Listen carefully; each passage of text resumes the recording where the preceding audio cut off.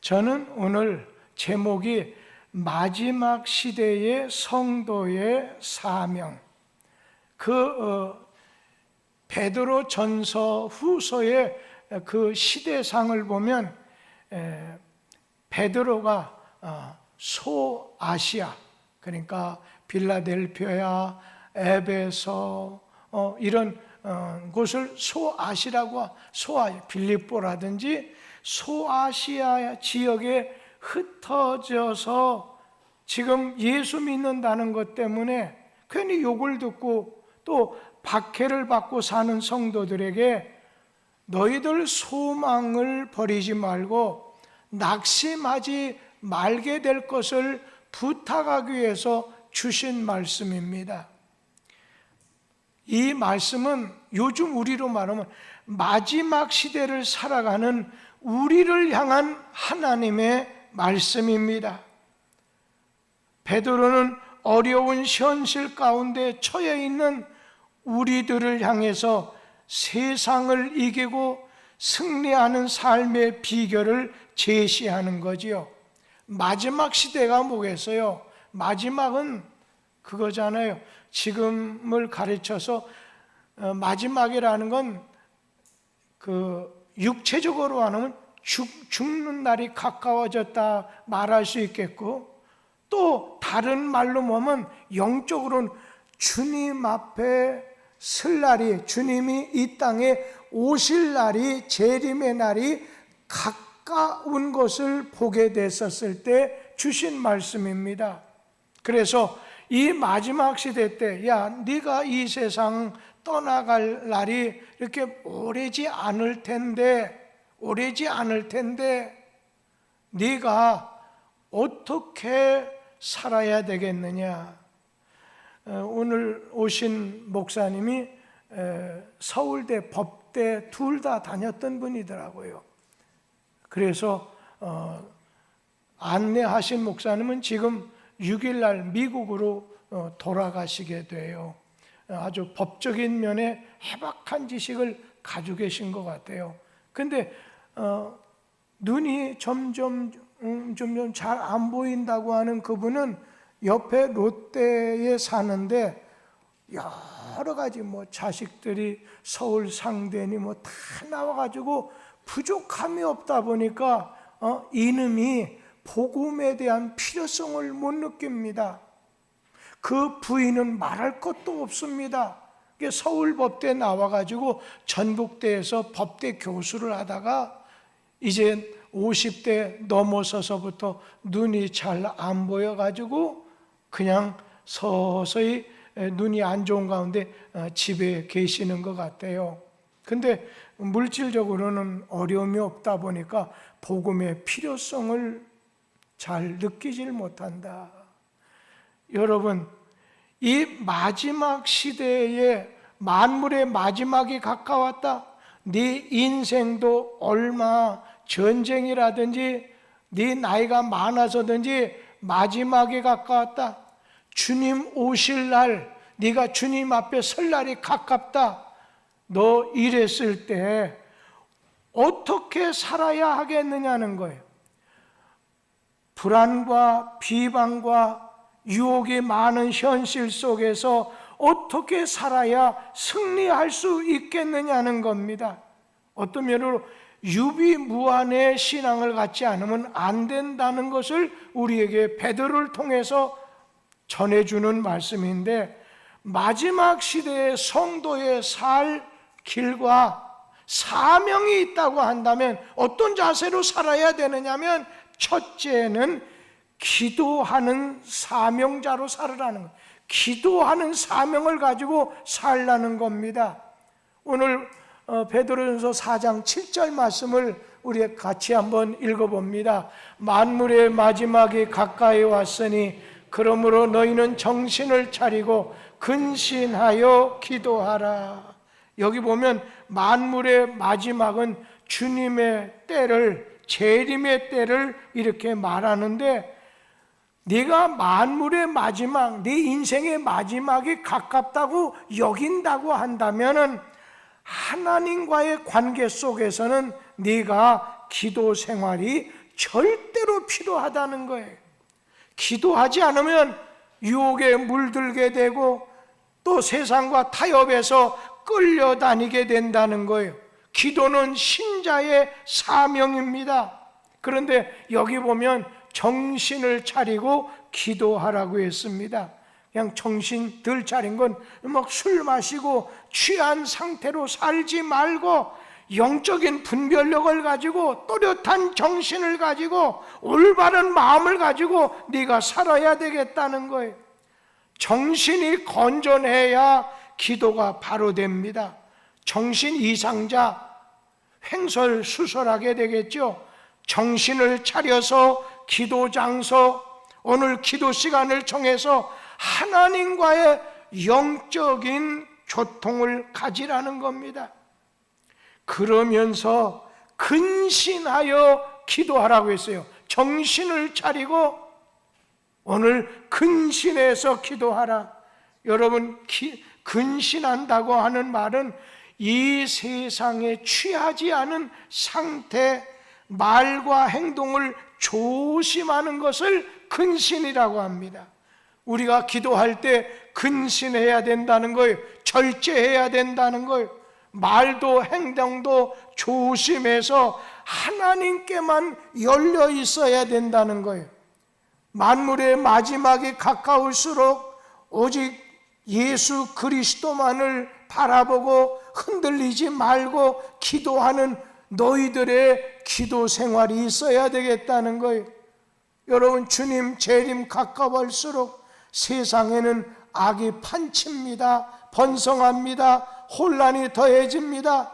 이때 성도의 사명은 정신을 차리고 하나님께 깨어서 하나님과 끊임없이 오늘 교통하라는 거예요. 기도를 통해서 세상의 유혹과 비방에 대해서 승리할 수 있다는 거예요.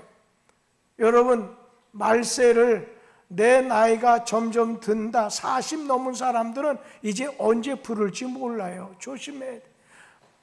만물의 마지막, 내 생애가 떠날 때도 있고 주님 오시는, 그래서 지금은 주님 오실 때가 다가와서 말세 지말이잖아요. 지말인 끄트머리, 오실 끄트머리까지 왔다는 거예요. 이럴 때 너희들은 하나님에게 교통하는, 하나님과 기도하는 생활, 정신 차리고 근신해서 기도해야 된다는 거, 기도해야 이긴다는 거예요. 이건 하나님과의 관계예요. 두 번째는 오늘 사람과의 관계를 말했어요. 서로 사랑하라는 거예요. 사랑과의 이 마지막 시대의 성도의 사명은 서로 사랑하는 것입니다. 우리 베드로전서 4장 8절 말씀을 같이 읽어보지요. 무엇보다도 뜨겁게 서로 사랑할지니 사랑은 허다한 죄를 덮느니라.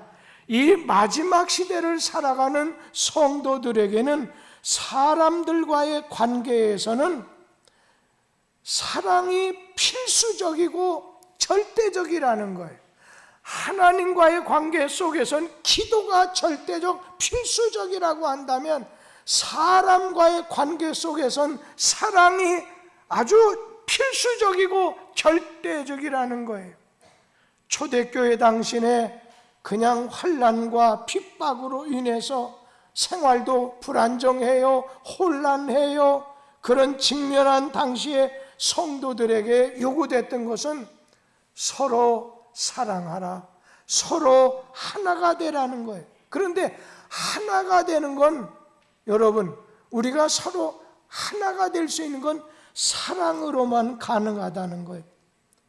서로를 위해서 희생을 감수하는 적극적인 사랑을 가지고 대할 때 사랑은 허다한 죄까지도 덮어준다는 거예요. 서로를 세워주게 된다는 거예요.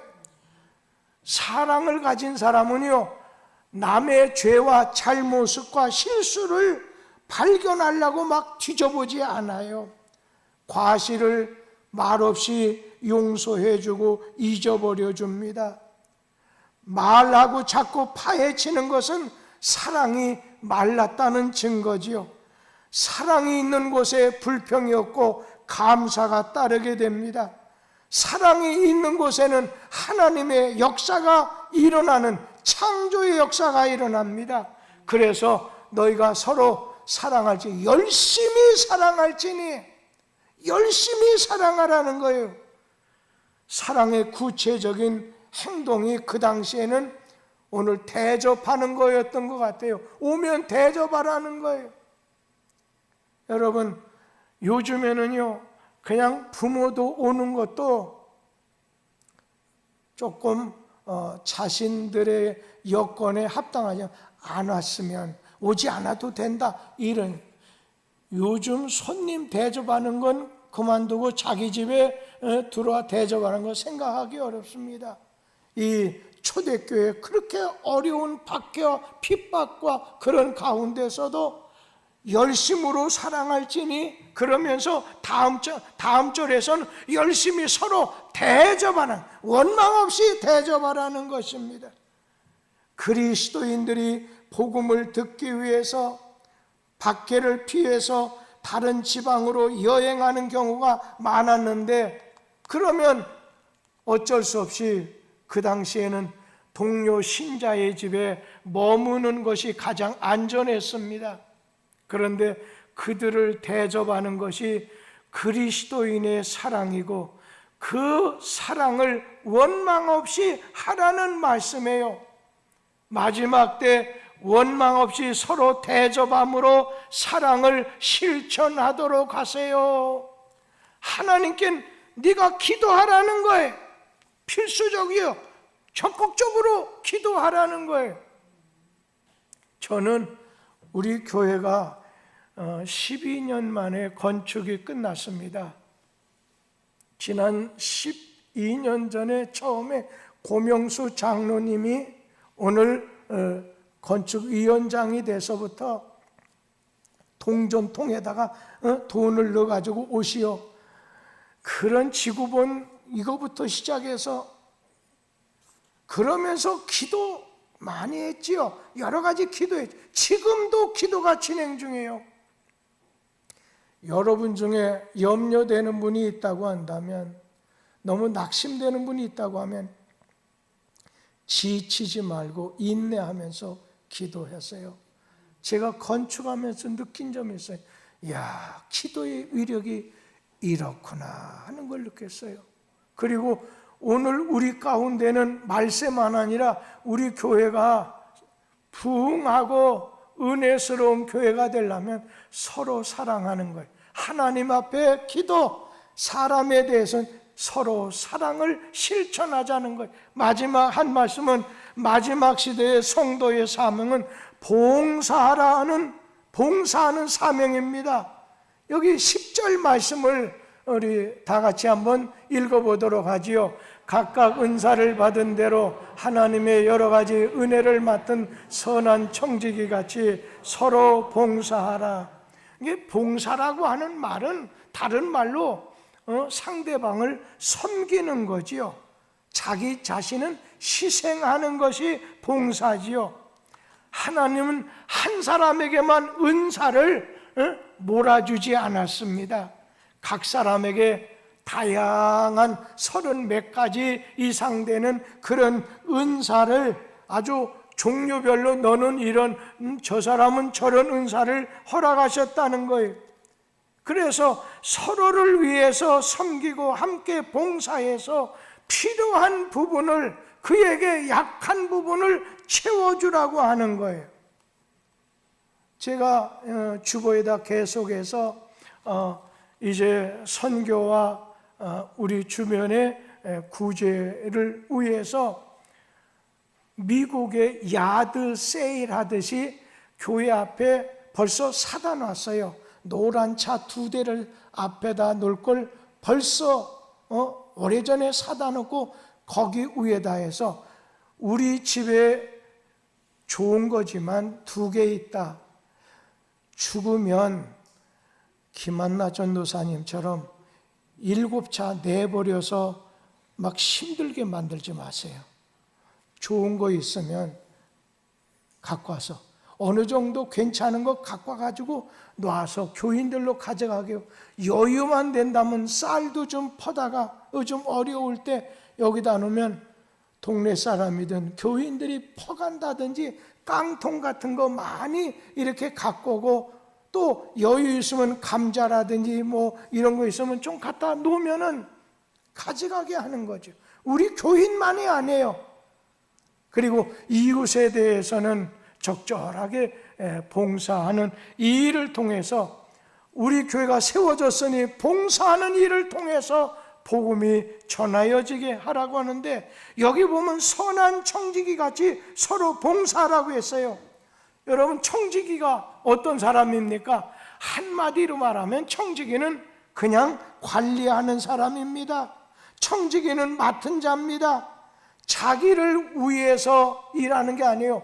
맡겨주신 주인에게, 그러니까 유익과 덕을 위해서 섬기고 봉사하고 관리하는 거지요. 마지막 시대를 사는 우리는 이웃에 대해서 선한 청지기가 되어서 하나님과 교회의 덕을 세우고 유익을 끼치는데 최선을 다할 사명이 있다는 거예요. 왜? 주님이 오실 때가, 내가 이 세상에서 하나님의 부름의 날이 10년, 20년, 30년 앞으로 다가왔기 때문이라는 거예요. 그러면서 봉사할 때 뭐라고 했어요? 내 힘으로 한다는 자세가 아니라 하나님이 일할 수 있는 힘을 공급해 주는 힘으로 일을 하라고 했습니다. 항상 주의 일에 더욱 힘쓰는 자들이 되라. 고린도전서 15장 58절 말씀에 보면 너희 수고가 주 안에서 헛되지 않을 줄 알미라. 여러분의 수고는 절대로 헛되지 않아요. 믿음으로, 이제는 행함으로, 이제는 믿음으로 구원은 받아난 당상입니다. 그런데 이제는 행함으로, 내가 주의 이름으로 봉사하고 선한 청지기같이 일을 해서 우리 주님이 주실 상이 있다고 했어요. 마지막 한 말씀으로 요한계시록 22장 12절 말씀을 한번 읽겠습니다. 보라, 내가 속히 오리니 내가 줄 상이 내게 있어 각 사람에게 그가 행한 대로 갚아주리라. 아멘. 오늘 옛생활 다 청산하게 하고 예수 안에서 새 생명의 삶을 사는 우리 앞에 밀려오는 현실의 벽을 너는 기도와 사랑과 봉사를 세우고 건축해서 승리하는 성도가 되라. 우리 뚝섬교회 여선교 회원 모든 교우들에게 주시는 말씀인 줄 알고 모두 그대로 살겠습니다 하는 고백으로 아멘 해주시기 바랍니다. 아멘. 기도하겠습니다.